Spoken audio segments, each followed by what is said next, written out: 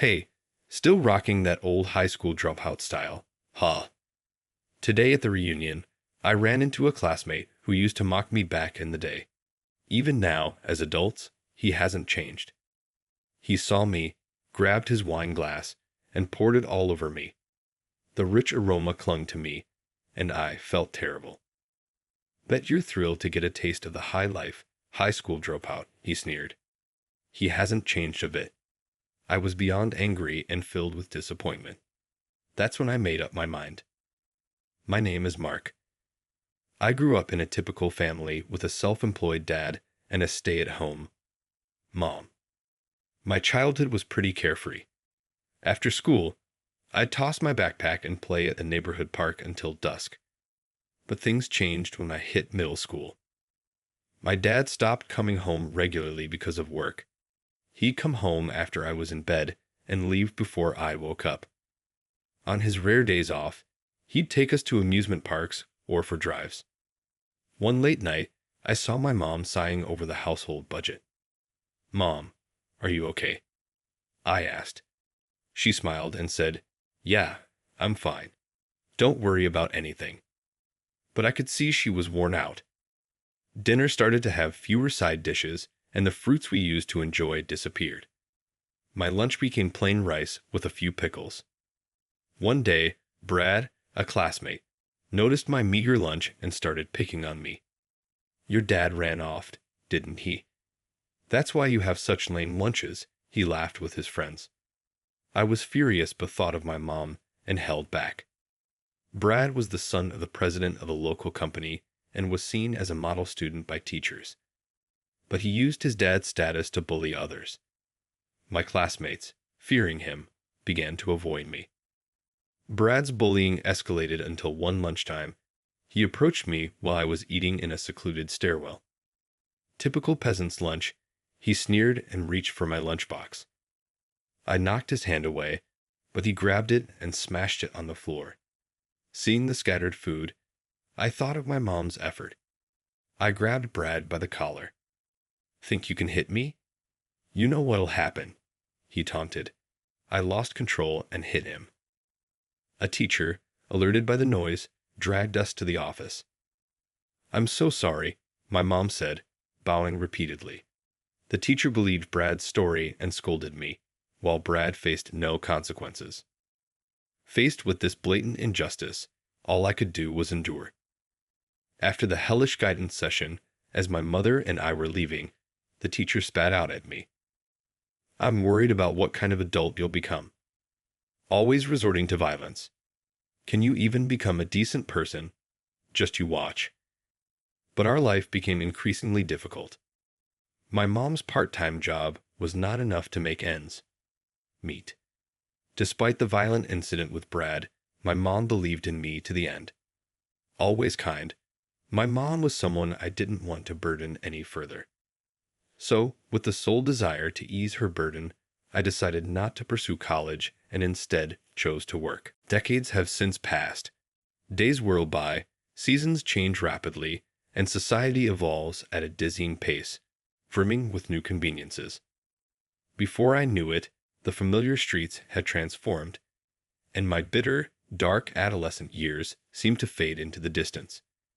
It was around this time that I received an invitation to a middle school reunion. When I saw that letter, the image of Brad's sneering face came back to me. He would undoubtedly be there. Honestly, I wasn't keen on going, but we were all grown-ups now. Surely, he wouldn't start anything petty. With that thought, I decided to attend. "Hey Kev, long time no see. You look good." Being called by my nickname by a classmate, it felt like I was back in middle school. While many had drifted apart after the violence, a few classmates who remained friends through it all were there, and he was one of them. "Man, you've aged a bit, haven't you?" he said, patting his protruding belly. "You too," I replied. As we shared updates and reminisced, a familiar voice rang out. "Hey, you are here too, huh? Wow, Brad, that's you." He seemed quite drunk and was in high spirits. "Brad, you okay?" I was surprised at myself for expressing concern, but Brad, glaring fiercely, retorted, "A bottom feeder like you worrying about me. I haven't fallen that low. Listen up." Holding a wine glass, he boasted, "I run Bradley Merchandising. It's wise to stay on my good side." He laughed arrogantly, then peering into my face, he exclaimed, "Hey, the high school dropout. Still rocking that pathetic style, huh?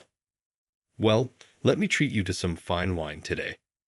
With that, Brad held his wine glass over my head and poured the wine all over me. The surrounding crowd went silent, staring at us in a scene of total chaos. The reunion was completely ruined. The rich aroma clung to my entire body, leaving me feeling terrible. How about that? Bet you're thrilled to get a taste of the high-life, high school dropout. He hadn't changed a bit from the times he used his privileged position to cause trouble. I was beyond angry, filled with disappointment, all my secret hopes shattered. "Brad, I've made up my mind," I said. Decided about what? To Brad's mocking face, I delivered a stark announcement. "You're fired." The room fell silent for a moment. Fired? What's that supposed to mean? High school dropout, can't even speak English, Brad asked, clearly baffled. But I said seriously, "It means exactly what it sounds like." The crowd began to murmur. A former classmate tapped my shoulder and asked a question that seemed to float in everyone's mind. "So, what do you do now?" "I currently work at a food company as renowned as Bradley Merchandising." Wiping my head, and faced with a handkerchief I took from my pocket, I started explaining, "I'm in charge of corporate acquisitions, and I'm actually working on acquiring your company. As the next president, you should know this better than anyone." "What? What are you talking about?" Brad, trying to act tough, had his lips twitching and sweat on his forehead. "President Johnson should have officially contacted you about this, right?" "Johnson? President? Wait, the company you work for is—" Brad's face turned completely pale. "Yes, I work for Johnson Merchandising, a company my father is the president of. After high school, I joined this company and now serve as an executive director overseeing the entire company. Deciding not to pursue college and instead work was tough, as there were hardly any companies willing to hire someone with only a high school education. I couldn't afford to be choosy anymore. I applied for any job I could find and ended up working part-time at a logistics warehouse. However, the barrier due to my lack of education was thicker than I imagined. Once people learned about my educational background, their attitudes changed, and I was never considered for permanent employment. Would my life end just as a factory worker? Lost in despair, I was returning home from work one day when I encountered the unexpected. "I'm home." Home, huh? Welcome back. There was my father, who I never thought I'd see again. He looked much older, with white hair mixed in. Despite his weak smile, the sight of him brought a surge of anger, thinking of all the hardships we endured. "You just waltz back now. You have no idea how much we suffered." Then my father tearfully apologized. "I'm sorry, honey. Mark, I'm truly sorry. I was so focused on getting the company on track that I neglected you. No excuse can change the fact that I caused you unnecessary hardship. I'm deeply sorry." My mother and I, without a word, just stared at him. "I'm not asking for your forgiveness, but I want to at least apologize to you both in some way." The house was completely silent. Eventually, my mother spoke up. "Regardless, I'm thankful. You've come back. Things might not go back to how they were, but I do want to try and rebuild our family little by little. But there's a condition." "What is it?"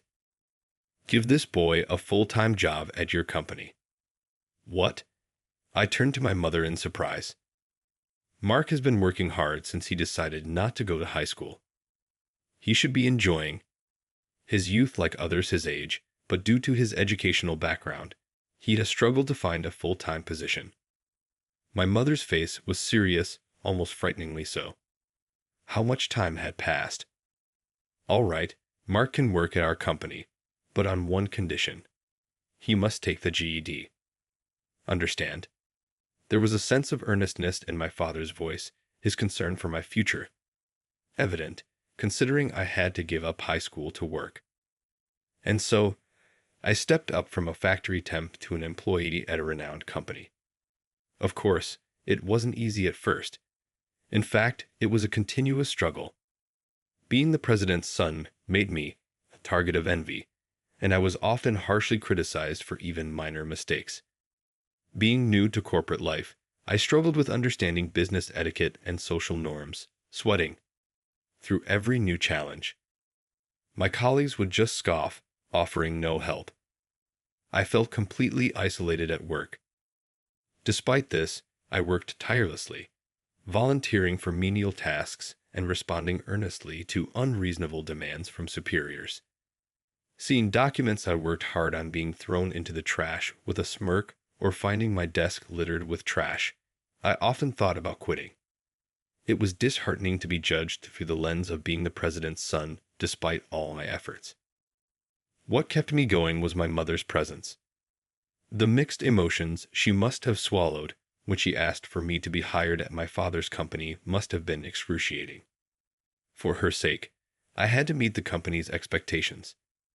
As I continued to work relentlessly, gradually people began to recognize my efforts. Slowly, I was accepted as a team member, and this began to reflect in my work results. It possibly provided a healthy stimulus for other employees as the company's sales started to rise. Year by year, as a result of my hard work, I was recognized and promoted. From this year, I became an executive director entrusted with important tasks. I have been involved in negotiations for the acquisition of Bradley Merchandising, a company that had been on a downward spiral for several years. Kev, you've made an incredible rise through the ranks. Never thought we'd have an executive director among our classmates. It's going to be awkward just casually inviting you out now. My unexpected identity caused a stir among the crowd. But Brad, still in disbelief, insisted, "Stop lying. I don't accept such a tall tale." Well, it seems your dad, the president, didn't share much about the company's situation with you. It's not surprising you didn't know, but my father was going to make me president. About that, I said, my expression serious, my father instructed me to overhaul the entire management of Bradley Merchandising, from the president down. That's impossible. Brad's face froze. But I didn't have enough evidence to make such a drastic decision. Then I heard about the reunion and remembered you were supposed to be the next president. I thought it wouldn't be too late to meet and talk here. I let out a breath, releasing the disappointment welling up inside. Brad, you haven't changed at all. Still belittling and blaming others, still full of baseless confidence. That doesn't mean you can fire me. Come on, help me out. We're classmates, right? His attitude had changed drastically from his earlier arrogance, now desperately pleading. But I wasn't going to soften my stance over something like this. I just made a logical decision as a business leader. Running a company isn't as easy as you think, I said firmly and grabbed Brad's shoulders, looking him in the eye. I've faced many injustices as the president's son, but I never gave up because this company was my only path. You had more advantages attending a good high school and graduating from college. It's time you put in real effort for once in your life. Tears held back, my voice shaking, I spoke to Brad, but he just stared back in silence, not uttering a word. A month after the reunion, I stood in front of the Bradley Merchandising building with my father. Today we'll officially proceed with the acquisition. I had confided in my father the day before, and after some reluctance, he agreed to my terms. We've been waiting for you, said the president of Bradley Merchandising, greeting us as he entered the meeting room, followed by his son Brad. Bradley spoke of his intentions to have Brad succeed him as president. Now about the acquisition. He prompted me to start the discussion, but Brad's behavior was appalling, far from what one would expect from a future president or even a professional. I raised my voice. Hey, Brad, are you even listening? This is about the future of the company. Do you even realize the responsibilities of a president? I don't need to hear that from you, Brad retorted. Then he turned to his father, saying something outrageous. Dad, are you sure it's okay to trust our company to someone who just climbed up using his parents' influence? Brad's suggestion that he was more capable of making beneficial decisions for the company seemed almost delusional. My father, witnessing this, clearly showed a look of exasperation. Even the usually stern face of Bradley grew more severe. Fool, what do you know about our company? He said, his temples throbbing with anger. Brad could only stare back with an expression I had never seen before. Bradley continued, unabated by his anger. Mark's right. Your attitude today is beyond disrespectful. Running a company is not a game. If you're not serious, then leave. Brad's voice was pitifully weak in response to his father's overwhelming presence. The president then stood up, facing us with a serious expression. I apologize for this disgraceful display. I've been too indulgent with my son, expecting him to become more responsible in the workforce, but I was mistaken.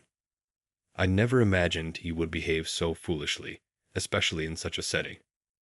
To you, the executive director of Johnson, merchandising, and you, Mark, I apologize for his many indiscretions. As a parent, I am truly sorry. My father then addressed Bradley. Your feelings are clear, Bradley.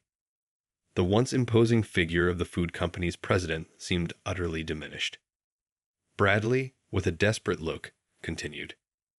President Mark, we need your help to save Bradley Merchandising.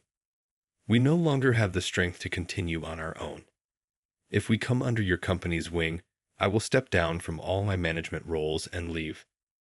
The same goes for the entire board. But please, keep our employees, our precious staff, without letting anyone go. With that, he bowed so deeply his forehead nearly touched the table. I looked at my father, who seemed deep in thought, his eyes closed. Dad, I murmured quietly. He nodded solemnly. Bradley, I began. Yes, I see how much you care about your company. Given that, let's give you another chance to turn things around. A chance. Brad and his father looked shocked. Yes, a chance.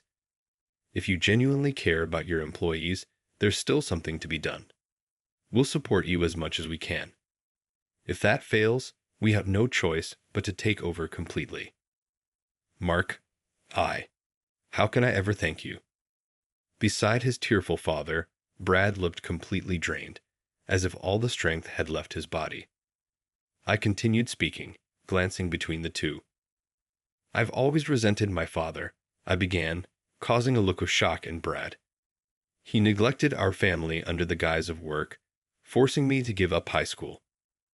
I aimed to prove him wrong. But my mother, who suffered the most, forgave him. I still vividly remember my mother's resolute face when she chose to forgive. At first, I couldn't understand her, but now I get why she decided to forgive. She taught me the importance of it. Mark, I heard my father murmur softly. I am who I am today because my mother forgave my father. And recently, I finally felt like I can forgive him too. Bradley nodded in agreement, feeling as if pushed forward by an invisible force. I continued my thoughts. Everyone deserves a second chance. People become stronger by overcoming adversity, I said, turning to Brad, who was slouched back in his chair. Brad, it starts here. Isn't this your time to step up? But I don't know anything about running a company, Brad replied. I placed my hand on his shoulder. It's okay to start now. Work hard, and the results will follow. Mark. Brad looked at me, a faint smile on his face for the first time. After countless discussions, Bradley Merchandising agreed to a business partnership with Johnson Merchandising and began the path to recovery. Brad became the new president with his father as an advisor. Brad, shedding the pride of being the son of Bradley Merchandising, worked tirelessly to regain the trust of each business partner through humble visits. His transformation inspired the employees. Their mindset began to shift. The company, once complacent under the guise of a large corporation and marred by internal power struggles, saw its employees stand up to the challenge. Sales put more effort into their work, and the administration focused on creating a welcoming environment for business partners. Notably enhanced working conditions by revising inclusive welfare policies and eliminating exclusive systems, contributing to a significant turnaround for the formerly struggling Bradley Merchandising. Encouraged by the changes in everyone, including Brad, the company's sales gradually climbed like ascending stairs. This year, we were even able to provide bonuses to all employees, albeit modest ones. Similarly, our company's performance improved significantly, and we've now reached a point where we can sponsor various advertising campaigns. Mark, President, hurry up. Just a minute. Wait for me, I replied. The reunion became a catalyst for rekindling friendships with classmates. Initially wary of Brad, they were now impressed by his transformation, sharing jokes and laughter. Hey, can we drop the president title when we're off work? I replied with faint annoyance playfully. It's just a habit. Brad said, scratching his head in embarrassment, his demeanor endearingly sincere. Then at least call me by my old nickname when we're not working. I forgot what it was. You used to call me that all the time. Can't believe you remember that, Brad said, fighting exasperation. All right, how about this? From now on, every time you call me president, you owe me a drink. I thought to myself it was indeed a good idea. That's a good idea. Okay, Kev, that's a first, Brad said, stopping in his tracks and calling me by the nostalgic nickname. Thanks, Kev. Human nature tends to cling to negative emotions, and I've been no exception. I resented being looked down upon for being a high school dropout and felt bitter about my social standing. If I hadn't forgiven my father, I might not have reached out to Brad and others. Despite all the harassment from Brad, I couldn't give up on him, remembering my own struggles. People who overcome hardships can face any challenge ahead. If you strongly desire to start over, you can change. From that point, I plan to lead the company humbly, navigating the challenges of business with dedication alongside my valuable friends and colleagues.